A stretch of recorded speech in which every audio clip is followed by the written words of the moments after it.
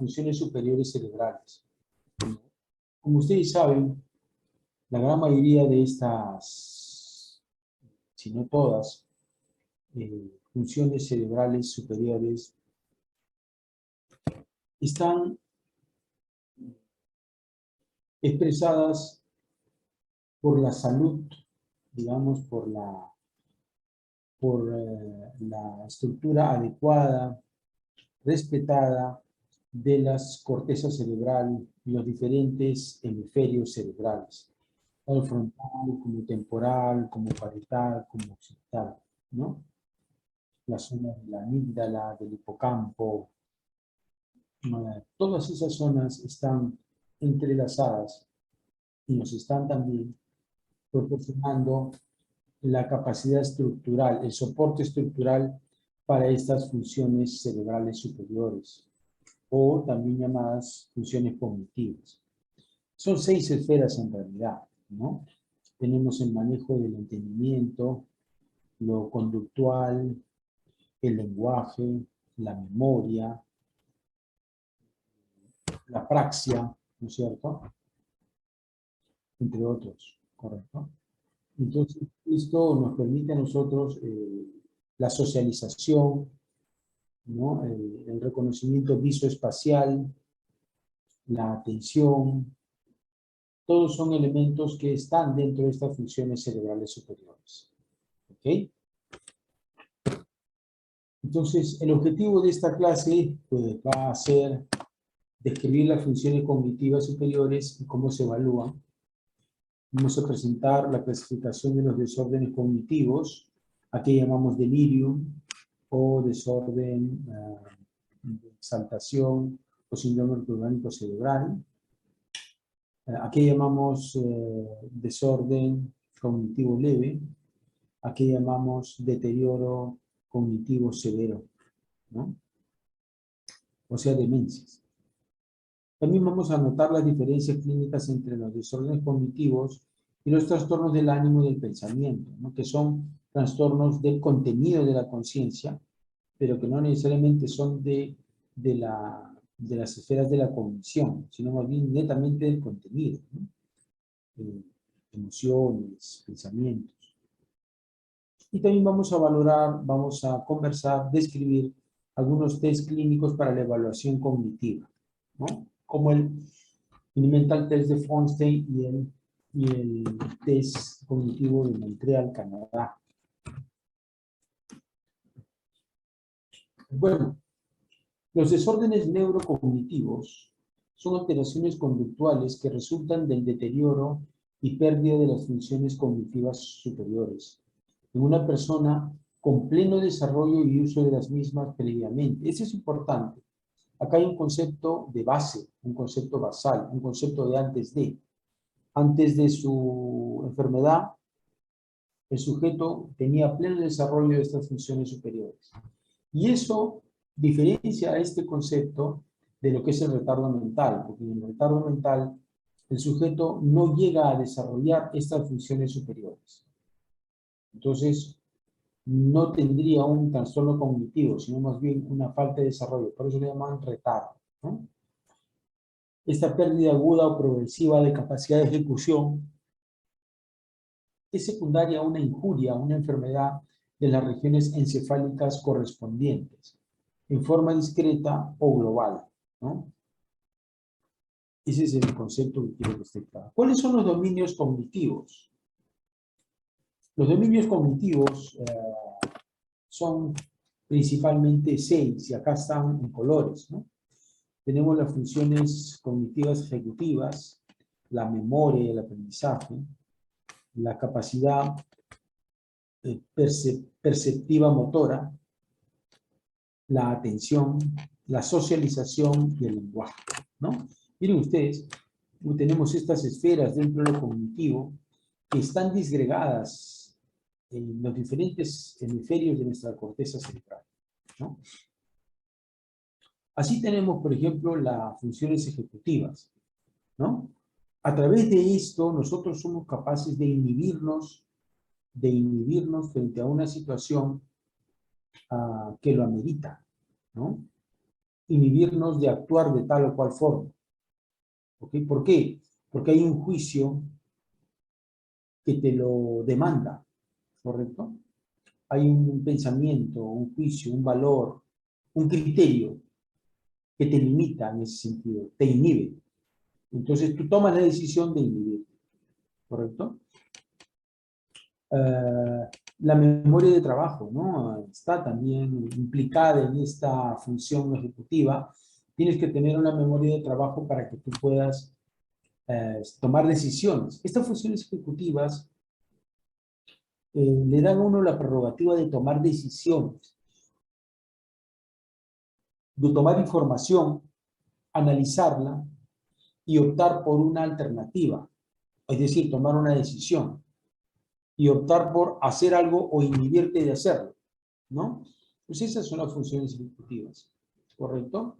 Es un input y output, ¿no? Entra información, analizas, procesas, escoges y tomas una decisión, ¿no? Emites un comentario o ejecutas una acción, ¿correcto? Entonces, planeas algo, ¿no es cierto? Entonces, esas son las funciones ejecutivas, ¿no? Cuando, por ejemplo, se le dice pues a una persona que tome una decisión en el ámbito del trabajo, o lo que acaba de pasar en este momento, ¿no? Hace exactamente unos 15 minutos, acaba de salir de mi consultorio una pacientita, ¿no? De 70 años, que es una damita que tiene un cuadro de lupus eritematoso sistémico, de reciente inicio, no tiene más de un mes de diagnosticada, ¿no? Entonces, ella llega porque respira muy rápido y su familiar, que es médico, me la trae por eso, ¿no? Porque le preocupa que respire tan rápido. Respira más o menos a 28 30 respiraciones por minuto. En la valoración se encuentra que hay una infusión pleural del lado izquierdo, del lado, perdón, derecho, ¿no? Y noto que al examinar la parte torácica no expande bien el tórax de ese lado y del otro sí. Entonces, hemos hecho la presunción de que el diafragma, el epidiafragma derecho está paralizado o está parético, ¿no? Y que hay una efusión pleural, o sea, un derrame, la pleura se ha derramado, ¿correcto? Hay líquido ahí en exceso en la pleura. Entonces, esa es la información que tenemos. Entonces, esto puede ser ocasionado por el lupus, que le falta tratamiento, o por una infección nueva, una infección que está complicando la situación, ¿no? Entonces yo tengo que tomar esa decisión como su médico. Hemos pedido pruebas, hemos valorado la situación, hemos hecho imágenes, ¿no? Y hemos tomado la decisión de que es el lupus. Y por lo tanto, he iniciado un tratamiento inmunosupresor serio, intenso, para que desinflamar y poder reducir la actividad de los linfocitos de la paciente de tal forma que no la ataque. Todo ese proceso es que estoy ejerciendo mi función ejecutiva, porque estoy tomando información, estoy valorando elementos, estoy analizando, estoy tomando una decisión, optando por una cosa, y me estoy inhibiendo de, por ejemplo, de usar antibióticos, porque digo, si no es una infección, ¿por qué voy a poner antibióticos? Me estoy inhibiendo de hacer eso, más bien estoy optando por desinflamarla y bajarle más bien la defensa. Entonces es una decisión crítica, controversial, delicada, más aún siendo madre de un colega, ¿no? Más aún siendo una dama mayor y bueno, tantas cosas. Es su función ejecutiva. Estoy tomando responsabilidad, estoy tomando una decisión y planeo mi trabajo. Eso es función ejecutiva, ¿correcto? ¿Cómo yo puedo valorar a una persona la función ejecutiva? Yo puedo pedirle, por ejemplo, que cuando yo diga la letra B, ella levante la mano derecha. Cuando diga la letra C, levante la mano izquierda. Cuando diga la letra D, levante la pierna izquierda. Y cuando diga la letra F, levante la pierna derecha, ¿no? Entonces, información La persona debe discriminar la información, debe tomar la decisión de acuerdo a la información que llegue, debe inhibir. Si que yo digo A, ella debe levantar la mano derecha, pero debe inhibirse de levantar la mano izquierda. ¿Correcto? Entonces, miren, ¿no? Entonces, un poco esto, ¿no? Un poco eso, que valora las funciones ejecutivas de la persona, ¿no? ¿Ok? Entonces, y así por el estilo. En el lenguaje es una esfera importantísima, ¿no? Es una, digamos, es un cuerpo de códigos que nos permite entendernos, ¿no? Nos permite entendernos. Si hablamos en otros códigos, nos expresamos en otros códigos, no nos vamos a entender, ¿no? Salvo que también conozcamos los otros códigos. Hay personas que son bilingües, trilingües, ¿no? Multilingües. Bueno, políglotas también hay, ¿no? Pero en el lenguaje, lo que la persona está preparada para hacer es, esto está en la parte temporoparietal, ¿no? Temporoparieto-frontal, todas las áreas del lenguaje, ¿no? El área de Wernicke, el área de Broca, ¿no? Entonces, ¿qué características tiene esta función? Nosotros podemos nominar objetos, ¿correcto? Podemos dar significado a los objetos, tener claridad del significado de aquellos nombres o aquellos objetos, ¿no? Podemos hablar un número de palabras por unidad de tiempo, o sea, la fluencia. Podemos dejarnos entender lo que decimos y podemos también entender lo que se dice. Entonces tenemos el lenguaje hablado y el lenguaje expresado. El lenguaje hablado, perdón, y el lenguaje más bien entendido. Podemos lecturar, podemos comprender, ¿no? Entonces, mire, cuando está alterado estas características, entonces yo hablo de una afasia, ¿correcto? Hablo de una afasia, ¿ya? Entonces uno puede tener una afasia de la expresión, donde te dicen, te muestran, por ejemplo, un lapicero y te dicen, ¿cómo se llama? Y tú no dices una parafasia, como por ejemplo, te muestran un lapicero y tú no dices lapicero, tú dices cenicero. Cenicero, estás diciendo una parafasia, o sea, estás diciendo una cosa, ¿por qué? Porque realmente parece que sí reconoces lo que hay ahí, pero no lo puedes decir, no lo expresas adecuadamente. Inclusive puedes con la mano hacer como la demanda de que con eso hay que escribir, pero no está claro para ti, o sea, no lo expresas, una fase de expresión. O simplemente no dices nada, no puedes expresar, no puedes decir lapicero. Por lo tanto, es una fase de expresión. Y una fase de comprensión es cuando realmente tú no entiendes lo que te están diciendo. Ahí es difícil porque no entiendes, no llegas a comprender lo que te está diciendo la persona. Generalmente no se dice nada, ¿no?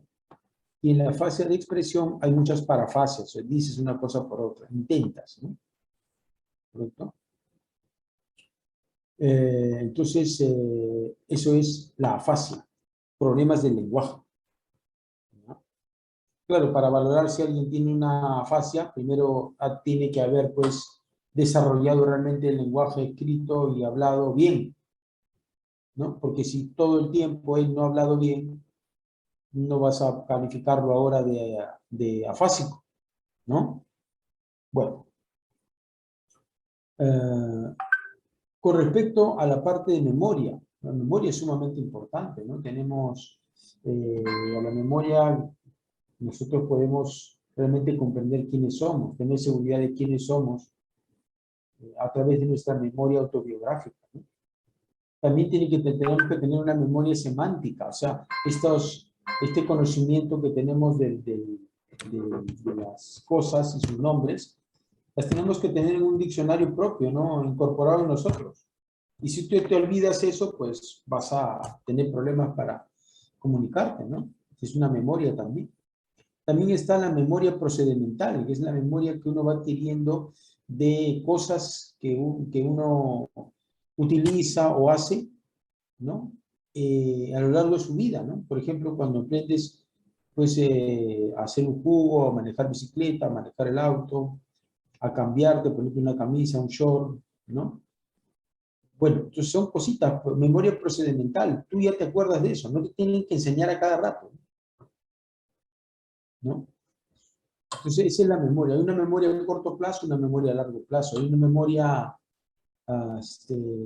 que es una memoria anterógrada y otra memoria más bien de acá eh, hacia atrás, ¿no? Una memoria retrógrada.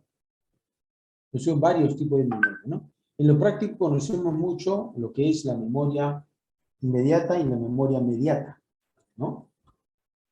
Entonces, cuando empezamos un interrogatorio, si queremos valorar estos elementos, pedimos al paciente que repita 3 palabras: perro, gato, casa, por ejemplo. Y el paciente es capaz de repetir: perro, gato, casa. Pero le vas a preguntar dentro de 2 minutos lo mismo nuevamente, ¿no? Y vas a darte cuenta si su memoria inmediata, su memoria a corto plazo está eficiente o no.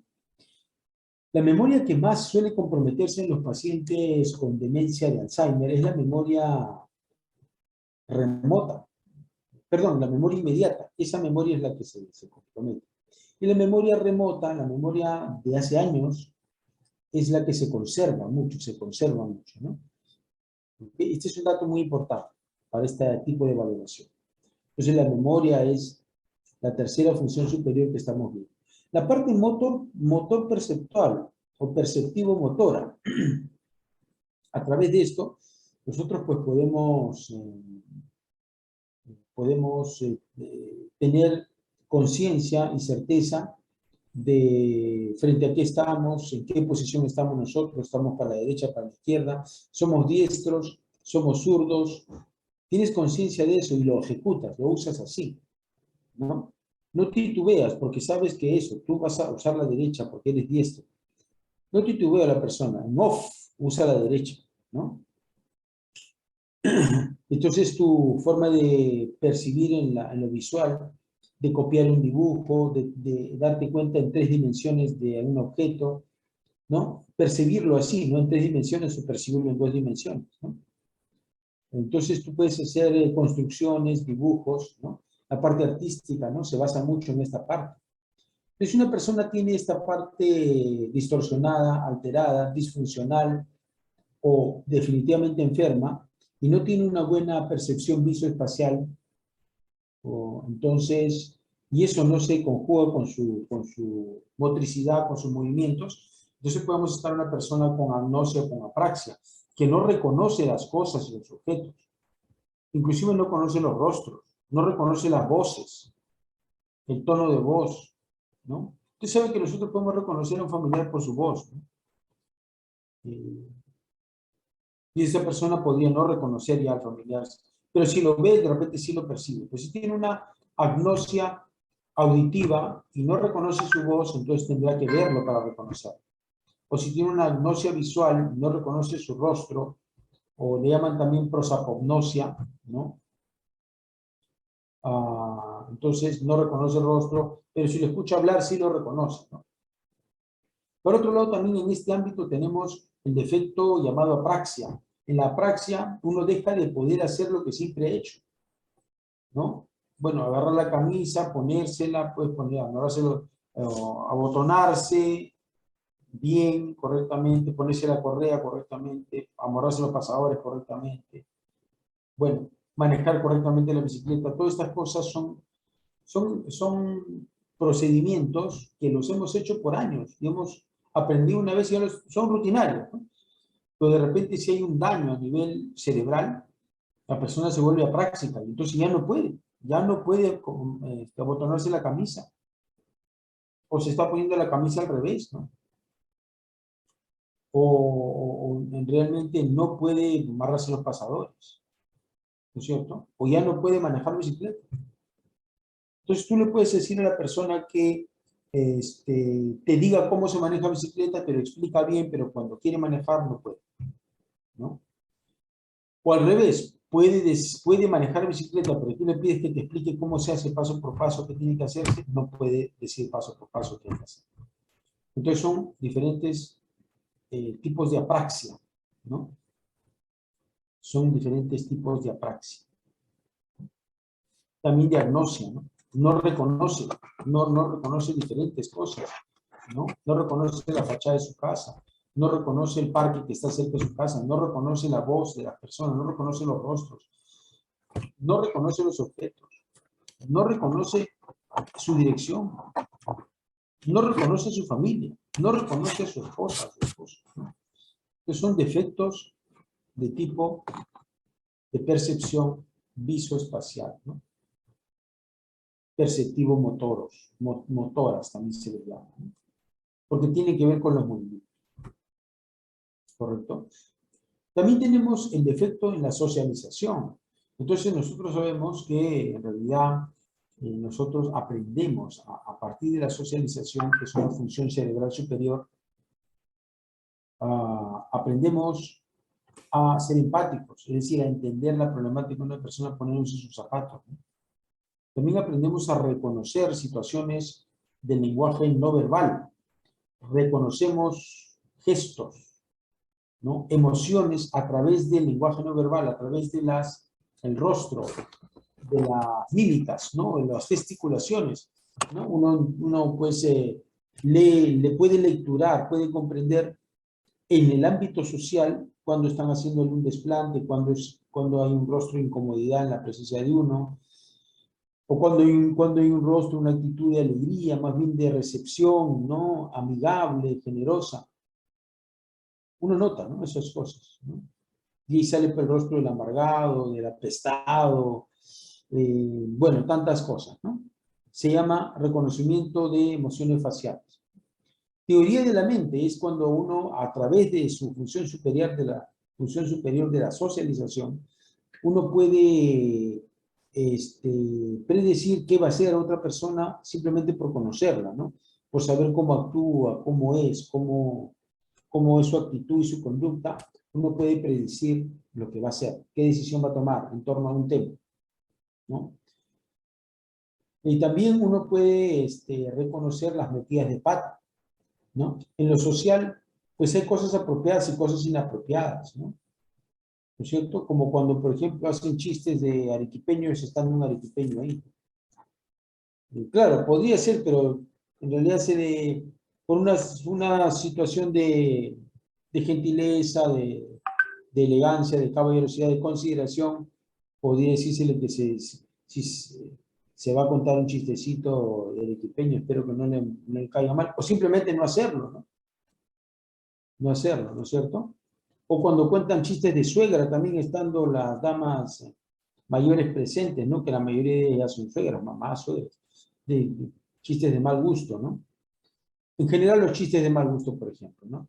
Metidas de pata, ¿no? ¿Cuántas formas de metidas de pata hay? Cuando la persona no es capaz de reconocer eso y se comporta inapropiadamente, ¿no? Entonces hay un defecto en la socialización, ¿no? Que está fundamentalmente en el lóbulo frontal de cada lado, ¿no es cierto? Lóbulo frontal. La parte de la atención es muy importante, ¿no? Y es sumamente importante la atención, estar enfocado, ¿no? Uno puede estar enfocado en una cosa o en varias cosas al mismo tiempo. Puede tener una atención selectiva o una atención de vigilancia o ser multitarea, como las damas, ¿no? El cerebro femenino, netamente multitareas, ¿no? Cuando nosotros estamos haciendo algún trabajo o estamos enfocados en algo, solo estamos enfocados en eso, muy poco atendemos otra cosa. Es más, nos incomoda, nos puede hasta molestar que nos interrumpan cuando estamos haciendo algo. En cambio, las esposas, las damas, hacen varias cosas al mismo tiempo. Ellas están haciendo su trabajo y están llamando al esposo, están llamando al hijo, están viendo en casa cómo están las cosas, cómo van las cosas al mismo tiempo. Y nosotros tenemos poco esa facultad, aunque también muchos la tienen, ¿no? Pero en realidad es una característica muy femenina esa, ¿no?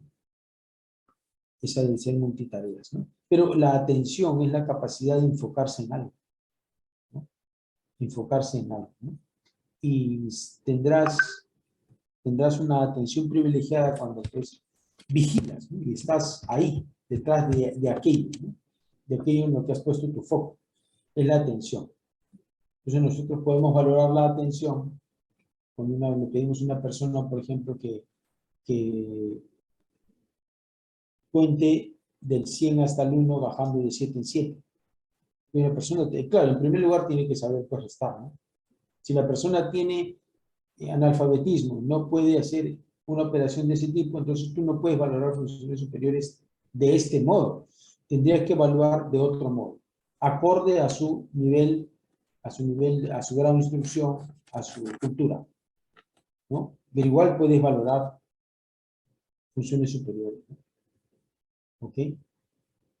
Pero no de esta forma porque no sabe restar. ¿Correcto?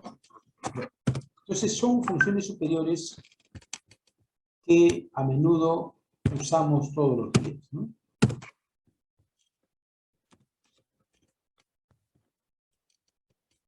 Entonces, ¿qué síntomas tenemos de alteraciones cognitivas? Ya hemos dicho anteriormente las apraxias. Cuando alguien tiene apraxia, cuando ya no puede hacer las cosas que siempre hacía, cosas personales que siempre hacía, como transportarse como se transportaba, o sea, no puede ya manejar bien su bicicleta, o su auto, o su motocicleta, no puede hacerlo, efectivamente, ¿no? Cuando no puede ya vestirse adecuadamente él solo, porque no tiene la destreza suficiente que siempre ha tenido, ahora ya no la tiene, para abotonar o poner, encajar, ¿no es cierto?, arreglar los pasadores, o sea, son apraxias, ¿no? Ya no puede hacerlo, ¿ok? Pero no es un problema motor, no le falta fuerza, tampoco le falta coordinación, no le falta coordinación ni le falta fuerza, ni tiene dolor, simplemente la noción, la memoria remota de acordarse el procedimiento y todo el bagaje que él ha conseguido y que tenía grabado como un proceso, ya no está. Ya no está. Ya no puede hacerlo aquello que siempre ha hecho, ¿no? La agnosia, no reconoce. Falta de reconocimiento, no puede reconocer diferentes cosas, voces, sonidos, rostros, figuras, escenarios, fachadas, rutas, gráficos, qué sé yo. ¿Okay? En esto siempre hay que tomar en cuenta el nivel educativo, el idioma, el nivel cultural, social, el trabajo de la persona, ¿no? Para que en ese ámbito uno pues, pueda valorar el defecto cognitivo. Pues si la persona es granjero, siempre ha trabajado en una granja, pues valoraremos según ese conocimiento que él tiene, ¿no? Para darnos cuenta. Si toda la vida él ha ordeñado una vaca, entonces yo pues valoraré si ahora lo puede hacer. No le pediré pues no preguntaré por si maneja el auto como siempre, porque él nunca ha manejado auto, siempre ha ordeñado vacas. Es entender, uno tiene que tener ese criterio para poder valorar esto. Como digo, tienen que ser cosas que antes sí hacían y ahora ya no pueden. Las afasias, habíamos dicho, son problemas del lenguaje, ¿no?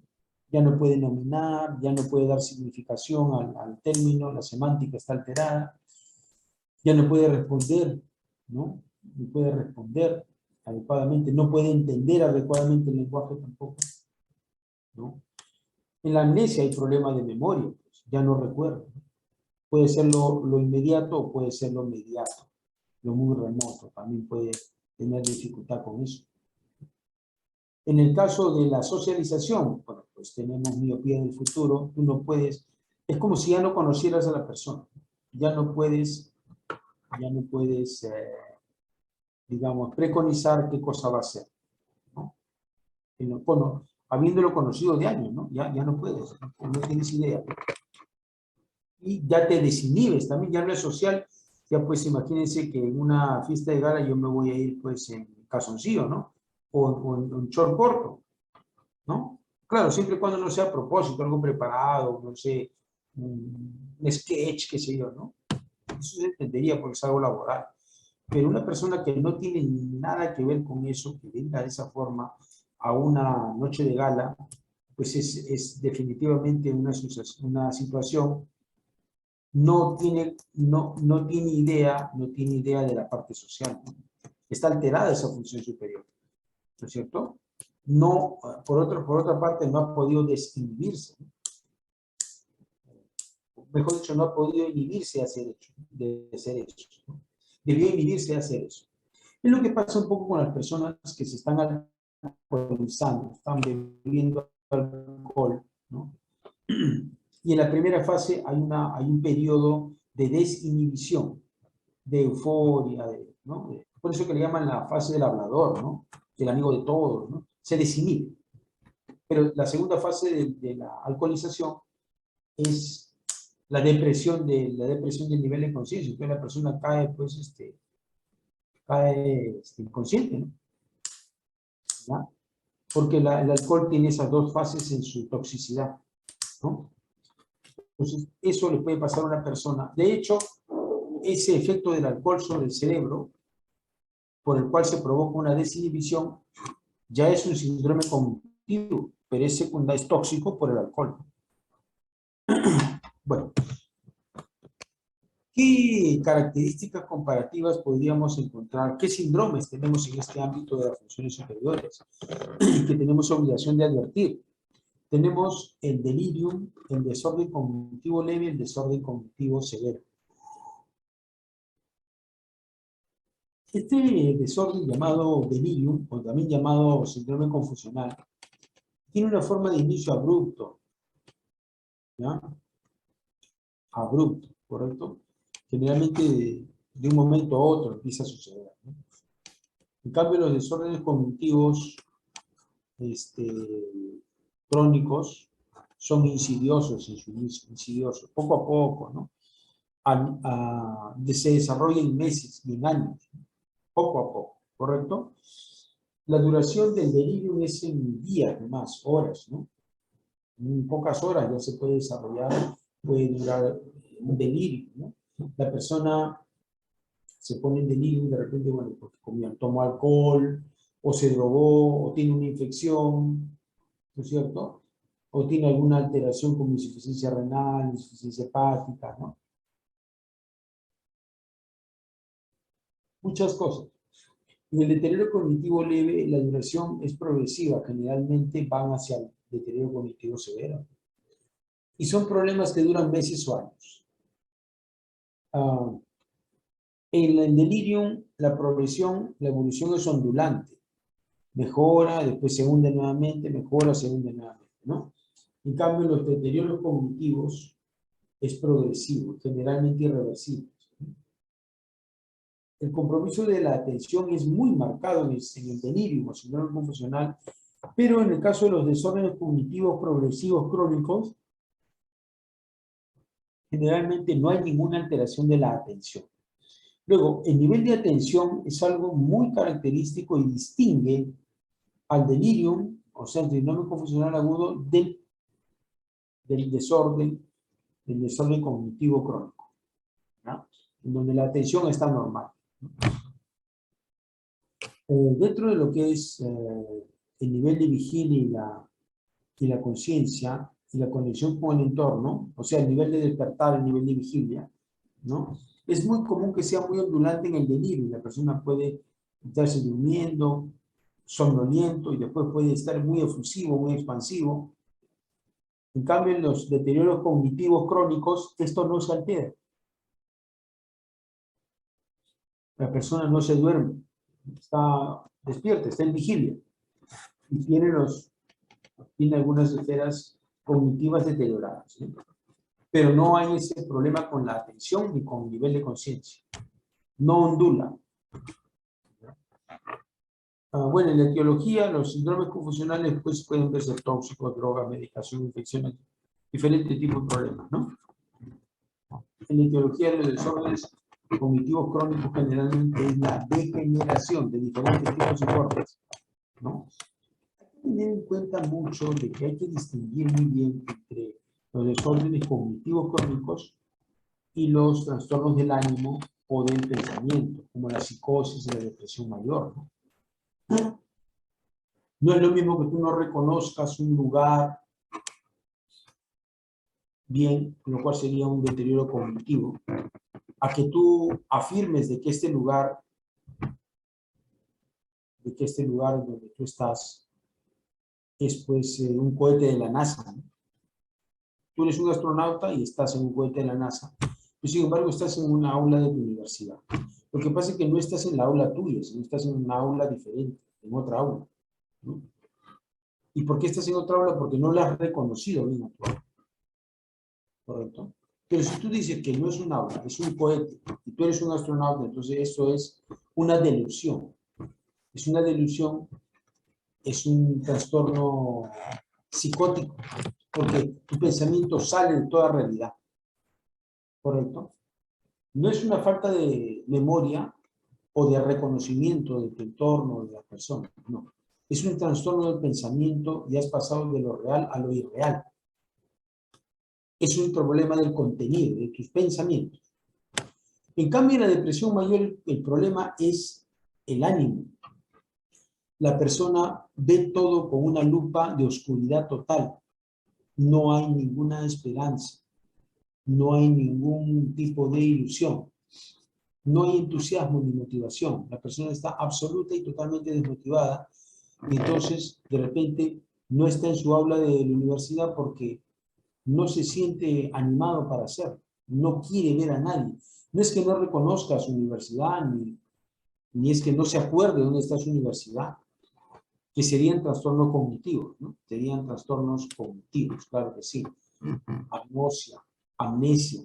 No, él no quiere ir porque no tiene ánimo de ir, porque preferiría no existir,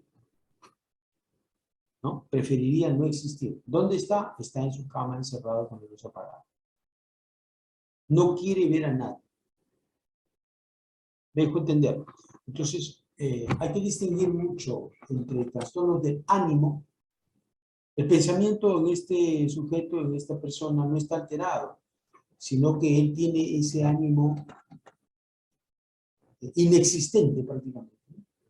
Es un ánimo negativo, es un ánimo depresivo. Correcto. Todo es desesperanzador, nada vale la pena. No está motivado por nada. Y es una enfermedad tan importante como las otras dos. Como el que tiene psicosis, como el que tiene depresión, como el que tiene trastorno cognitivo. Una no es más importante que la otra. Cada persona tiene sus trastornos, sus enfermedades, de personas con alteraciones, ¿no?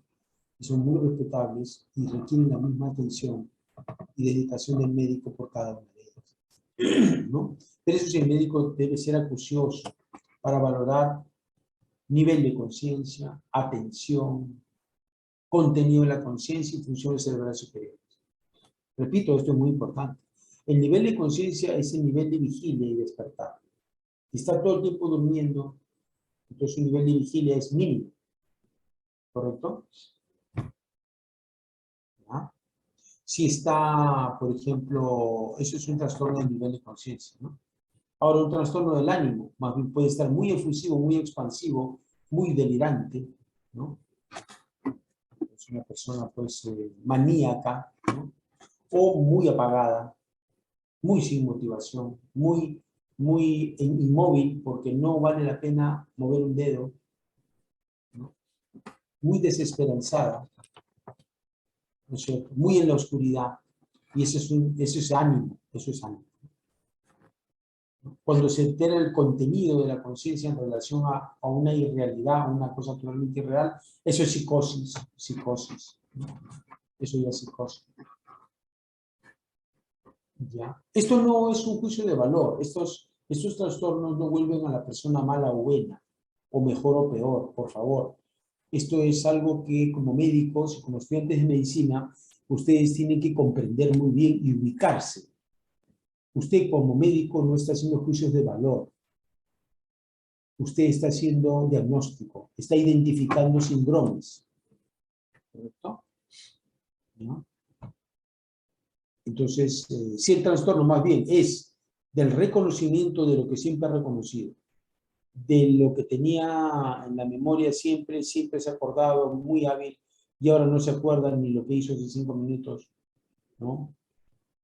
Y si no puede hacer lo que siempre ha hecho, sus actividades, como bañarse, ir al baño, no las puede hacer, ¿no? Si no puede escribir como antes, no entiende lo que se dice o no puede expresarse. Entonces, esos son trastornos cognitivos. cognitivos, que es lo que precisamente estamos tocando en esta clase, para diferenciar de lo anterior, ¿no? Muy bien. En el lenguaje, generalmente el síndrome de delirium o confusional es incoherente, desorganizado, muchas veces es coprolálico, ¿no? O muy callado, muy mutis, ¿no? Hay mutismo.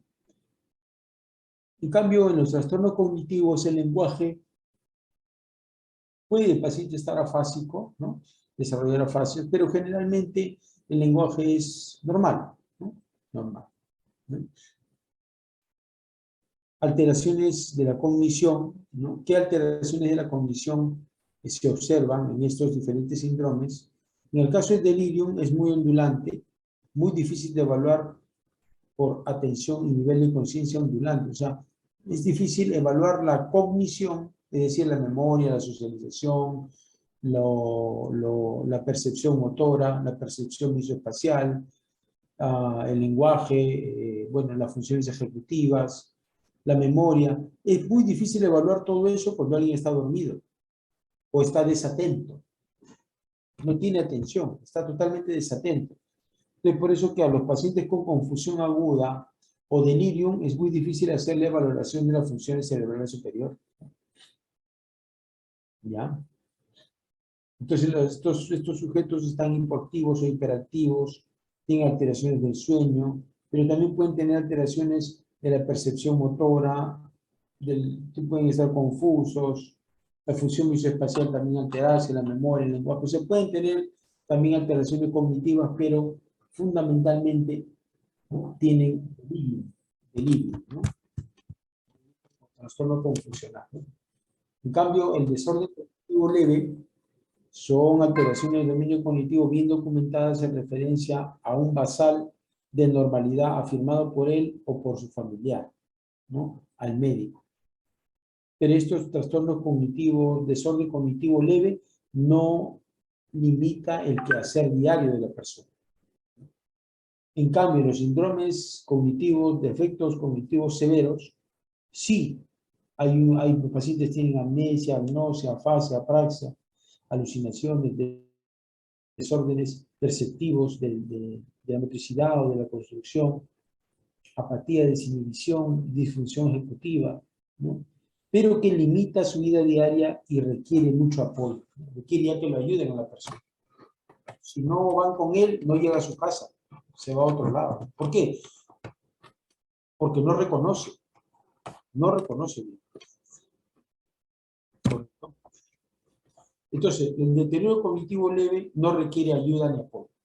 El deterioro cognitivo severo sí requiere ayuda y apoyo de sus seres queridos, la persona, porque si no, no puede cumplir su función.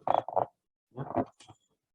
¿Cómo podríamos nosotros distinguir un poco entre los síndromes demenciales más frecuentes? La demencia de Alzheimer, la demencia frontotemporal, la demencia vascular, la demencia de cuerpos de Lewy, la demencia HIV. Son 5 de las enfermedades demenciales más frecuentes en nuestro tiempo. ¿Ya? Dentro de la esfera del contenido compromiso cognitivo, el Alzheimer, ¿ya? El Alzheimer principalmente se caracteriza por el defecto del aprendizaje y la memoria, ¿no? Es lento y progresivo. Las personas empiezan a enfermar a los 40 años. ¿Correcto? En el aspecto de la resonancia magnética y la tomografía cerebral hay atrofia cortical difusa, especialmente del hipocampo y el área temporoparietal, las áreas de la memoria, ¿no? ¿Qué pasa con la demencia frontotemporal? La demencia frontotemporal se manifiesta más bien, no tanto así por alteración de la memoria y el aprendizaje, como sí es característico del Alzheimer, sino más bien por defectos de afasia, apatía, perseverancia, compulsión, desinhibición, ¿no? Mala respuesta social, o sea, un defecto de la socialización, ¿ya?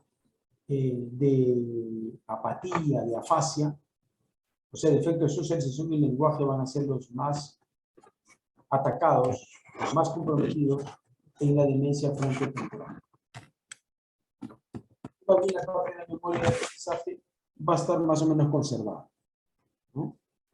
En la demencia vascular, las funciones ejecutivas son las que más se van a comprometer. Los pacientes ya tienen focalizaciones previas, ¿no? ¿Ya? Tienen problemas para caminar, tienen un poco de rigidez, se tienden a la postración. Cuando uno les hace un examen de imágenes contrastadas del cerebro, ve múltiples infartos de diferentes tamaños antiguos, ¿no? ¿Ya? Entonces, eso es importante, ¿no? ¿Qué es lo que más se afecta? La función ejecutiva. La función ejecutiva, la función motora mesoespacial, eso se afecta mucho, ¿no? La demencia de cuerpos de Lewy es una enfermedad que se caracteriza por un inicio con defecto en la atención, ¿ya? La función ejecutiva y de la alerta, ¿no?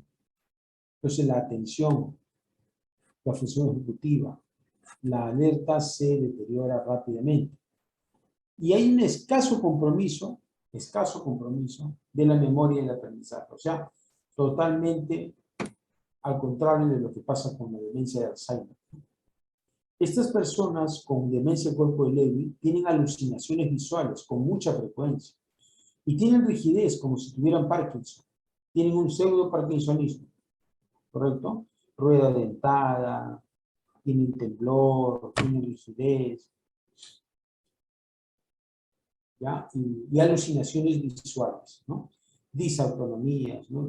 Taquicardia, bradicardias, ¿no? Sudoraciones profusas, o serostomía, o ceros débiles, ¿no? Hay desórdenes conductuales como el sueño REM, ¿no? Y una sensibilidad marcada a los neuroléctricos. Tenemos en las imágenes reducción del metabolismo de la oxígeno. En la demencia de HIV es característico observar cómo estos son sujetos jóvenes que tienen cerebros de hombres viejos, ¿no? O de personas seniles, ¿no? Ellos tienen 30 años, pero cuando se ve la imagen del cerebro, se observa gran atrofia cerebral como si tuvieran 85, 90 años, ¿no? Pero solo tienen 40 o solo tienen 30. Son muy adelgazados y en efecto tienden a la postración, se hacen pueriles, ¿no? Tienen conductas que reflejan claramente su deterioro cognitivo, ¿no?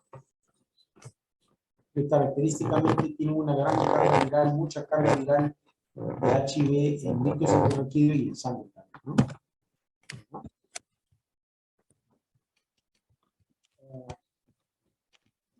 Hay varias... ¿Hasta acá hay alguna pregunta? ¿O no todavía? Claro, por el momento no hay problema ahí.